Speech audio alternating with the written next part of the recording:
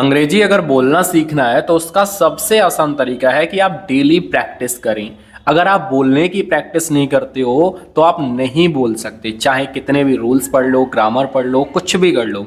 तो इंग्लिश सीखने का सबसे अच्छा तरीका क्या है? Practice. The more you read the more you learn, the more you learn the more you speak. जितना ज़्यादा आप पढ़ोगे उतना ज़्यादा आप सीखोगे, और जितना ज़्यादा सीखोगे उतने ही माइंड में सेंटेंसेस, फ्रेज आपके माइंड में जाएंगे और आप बोलने का प्रयास करोगे। लेकिन एक बात पक्की है, अगर आपको इंग्लिश नहीं आती तो चाहे जॉब हो या सोसाइटी हो, आपको रिस्पेक्ट नहीं मिलने वाली, क्योंकि हर चीज़ हर जगह आपको इंग्लिश चाहिए ही चाहिए। It is necessary.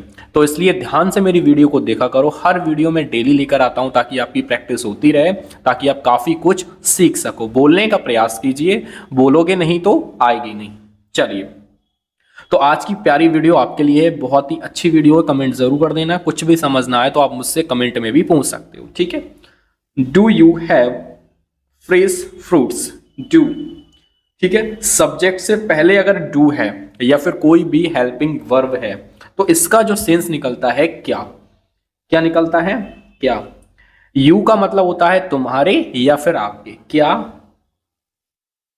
आपके। हैव का मतलब होता है पास है, पास है।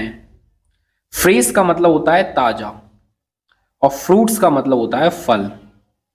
क्या आपके पास ताजा फल हैं? जो यू हैव फ्रेश फ्रूट्स। अगर इसी सेंटेंस को मैं बदलकर बोलना चाहूं, क्या आपके पास कपड़े हैं? तो डू यू हैव क्लोथ्स। क्या आपके पास साइकिल है? Do you have bicycle. क्या आपके पास एक अच्छा मकान है? Do you have a good home.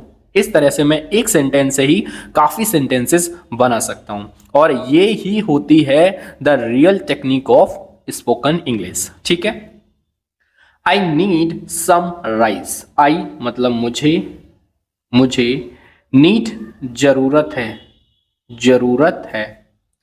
अब आपको जो भी चीज की जरूरत है आप प्लस लगा के वो चीज ऐड कर सकते हो, ठीक है। आई नीड सम मिल्क, मुझे कुछ दूध की जरूरत है। आई नीड सम मनी, मुझे कुछ पैसों की जरूरत है। आई नीड न्यू क्लोथ्स, मुझे नए कपड़ों की जरूरत है, ठीक है। यहाँ पे सम राइस लिखा है। सम का मतलब होता है कुछ, और राइस मतलब चावल, ठीक है।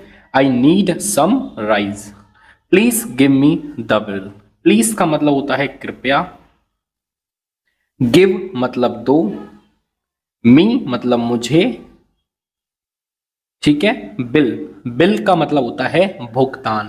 क्या होता है? भुगतान, या फिर हम बिल को बिल भी बोल सकते हैं, ठीक है, ठीक है। बिल या भुगतान बोल सकते हैं। Do you accept online payment? Do क्या, देखो सब्जेक्ट से पहले हमारी हेल्पिंग वर्ब है, ठीक है। तो क्या यू, आप। एक्सेप्ट का मतलब होता है स्वीकार, स्वीकार करते हो, करते हो। ऑनलाइन, ऑनलाइन, ऑनलाइन पेमेंट भुगतान। क्या आप ऑनलाइन पेमेंट स्वीकार करते हो? Do you accept online payment? Yes या नो, ठीक है। Keep the change. अब अगर आपको किसी से पूछना हो कि भैया क्या आप फोन पे यूज करते हो, बोलते हैं ना हम दुकान पे जाते हैं तो कई बार सिचुएशन आती है, हमको कंफर्म नहीं होता कि दैट पर्सन इज नॉट या फिर इज यूज्ड फोन पे और नॉट, ठीक है। फोन पे करता है या नहीं करता है, we don't know. Then we can say do you accept online payment, ठीक है। नेक्स्ट देखते हैं, कीप द चेंज, ठीक है। अब यहाँ पे चेंज का मतलब होता है छुट्टे पैसे, खुले पैसे, ठीक है। और कीप का मतलब होता है रखना, ठीक है। तो यहाँ पे होगा रख लो, रख लो। द चेंज, चेंज को हम क्या बोलते हैं? छुट्टे पैसे या फिर बाकी पैसे या बचे पैसे, बाकी पैसे, ठीक है। कि जो पैसे बचे उन्हें रख लो आराम से, रिटर्न करने की जरूरत नहीं है। Where is the bus? Where कहाँ, इज है, द बस, बस कहाँ है? Where is the bus, where is the bus. Bus stop, तो स्टॉप को हो या स्टॉप ही बोलेंगे, ठीक है। Where is the bus stop? अगर आपको किसी से कोई चीज़ पूछनी है तो वेयर लगा के आप पूछ सकते हो, लोकेशन पूछ सकते हो, where is the Taj Mahal, where is the my pen, where is the my home, where is the car, where is my clothes, where is my shoes, where is my room, where is my chair, where is my water. You can speak a lot of sentences by using this particular statement. ठीक है. How far is the market? ठीक है. How far का मतलब होता है कितनी दूर, कितनी दूर. is मतलब है, the market का मतलब होता है बाजार, बाजार कितनी दूर है. ठीक है. किसी की दूरी पूछनी हो तो हम पूछ सकते हैं how far is the market, कि भाई मार्केट कितनी दूर है. ठीक है. कैन, अब देखो कैन आगे सब्जेक्ट होगा इसका, तो यहाँ पे वर्ड आएगा क्या, क्या, क्योंकि सब्जेक्ट से पहले हमारा मॉडल है क्या. ठीक है. और कैन का मतलब होता है सकता है या फिर सकते हैं. यू आप या फिर तुम. सो का मतलब होता है दिखा, दिखा सकते, क्योंकि कैन हमारा पहले आ गया ना, कैन हमारा पहले आ गया, तो उस कैन का मीनिंग हम यहां पर लेंगे. तो कैन यू शो मी का मतलब होता है मुझे. कैन यू शो मी, क्या आप मुझे दिखा सकते हैं. द वे का मतलब होता है रास्ता, क्या आप मुझे रास्ता दिखा सकते हैं. Can you show me the way. Go straight, सामने वाला बोलता है गो, गो का मतलब होता है जाओ. ठीक है. स्ट्राइट का मतलब होता है सीधे, सीधे जाओ या फिर सीधे चलिए, कुछ भी बोल सकते हैं. टर्न लेफ्ट, टर्न लेफ्ट का मतलब होता है, लेफ्ट का मतलब क्या होता है बायां. ठीक है. और राइट का मतलब क्या होता है दायां. टर्न का मतलब होता है मुड़ना या मुड़ो. ठीक है. मुड़ो. लेफ्ट का मतलब क्या बताया था मैंने आपको, बाएं, बाएं मुड़ो. उसके बाद में टर्न, फिर मुड़ो, किसकी तरफ मुड़ो, राइट, दायां, दाएं मुड़ना, बाएं मुड़ना, सीधे जाओ, मतलब सीधे जाओ, फिर टर्न लेफ्ट और टर्न राइट. फिर आप जो पता पूछ रहे हैं वो आपको मिल जाएगा.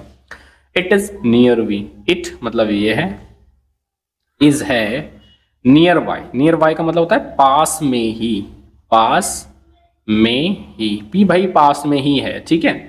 It's far from here, it's ये है, फार का मतलब होता है दूर, फ्रॉम का मतलब होता है से, और यहर मतलब यहां से.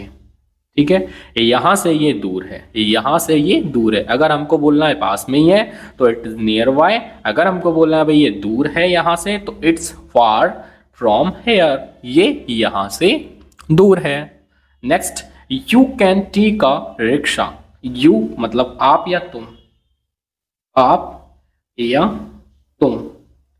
कैन सकते हो, सकते हो. एक का मतलब होता है ले सकते हो. ठीक है. आ मतलब एक, रिक्शा क्या ले सकते हो तुम, एक रिक्शा ले सकते हो, जो हमारा रिक्शा होता है. ठीक है. फॉलो दिस रोड, फॉलो का मतलब होता है पीछा करना या फिर इसी की तरफ चलना. ठीक है. पीछा करो. ठीक है. पीछा करना, करो. दिस रोड, इस रोड को, इस सड़क को. ठीक है. कहते हैं ना कि इसी रोड पे जाना, इसी रोड पे चलना या इसी रोड पे जाना, तो मतलब follow this road, follow this road. ठीक है. नेक्स्ट देखते हैं. Nice to meet you, nice का मतलब होता है अच्छा लगा, टू मीट मिलकर के, यू आपसे. तो पूरा सेंटेंस क्या हो जाएगा, पूरा सेंटेंस हो जाएगा आपसे, आपसे मिलकर, मिलकर अच्छा लगा, आपसे मिलकर अच्छा लगा. Nice to meet you. How old are you, how का मतलब होता है, हाउ ओल्ड का मतलब होता है कि आपकी उम्र क्या है. ये उम्र के लिए यूज होता है.